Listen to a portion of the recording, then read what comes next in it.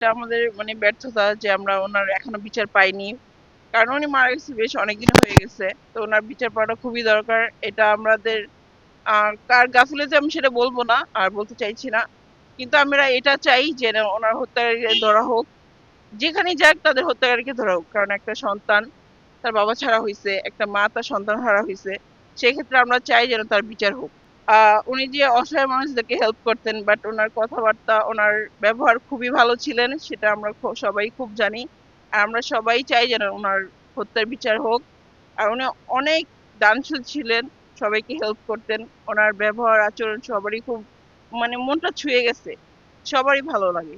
ইনশাল্লাহ আমি মনে করি যে আসবে, কারণ ওনার মনের দিক থেকে উনি খুব ভালো মানুষ ছিলেন।